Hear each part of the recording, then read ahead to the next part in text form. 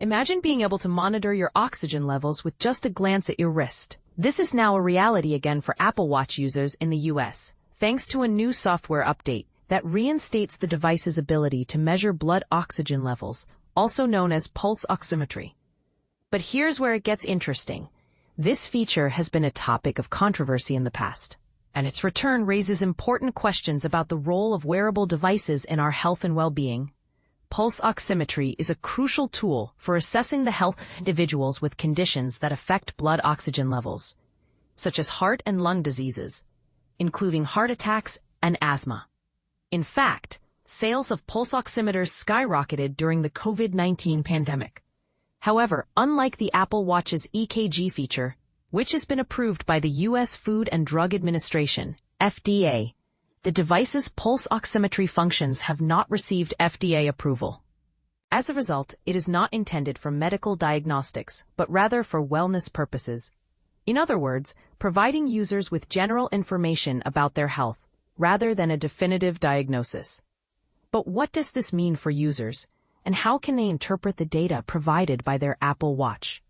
The answer is not straightforward. In January 2024, Apple was forced to remove the blood oxygen measurement feature from its watches in the U.S. after the International Trade Commission ruled that the technology infringed on patents held by Masimo, a California-based medical device manufacturer. The ITC issued an import ban, preventing Apple from selling watches with the infringing feature in the U.S. However, Apple has now announced that a software update will restore the blood oxygen measurement feature for certain Apple Watch models, including the Series 9, Series 10, and Apple Watch Ultra 2. But here's the catch. The feature will work slightly differently than before. Instead of displaying the blood oxygen measurement directly on the watch, the data will be analyzed on the user's iPhone, and the results will be viewable in the Health app. This change is likely intended to address the patent infringement issue, but it also raises questions about the user experience and the value of the feature. And this is the part that most people miss. The accuracy of pulse oximetry measurements can be affected by a range of factors, including skin color. A 2023 meta-analysis published in the medical journal Curious found that Apple's device was roughly comparable to medical-grade pulse oximeters, but with some occasional outlier results.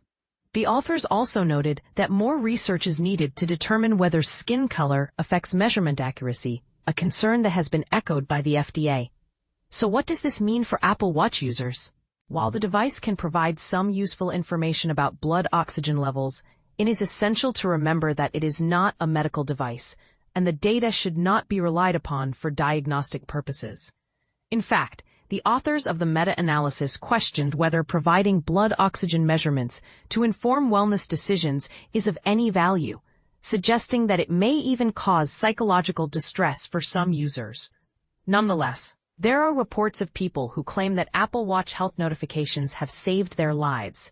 But here's the controversy. Should wearable devices like the Apple Watch be allowed to provide health-related data that may not be entirely accurate and could potentially cause unnecessary worry or distress? Should the FDA be more involved in regulating these devices, or is it up to the manufacturers to ensure that their products are safe and effective? We want to hear from you. Share your thoughts in the comments below. Do you think wearable devices like the Apple Watch should be allowed to provide health-related data, or do you think it's a recipe for disaster? Let us know.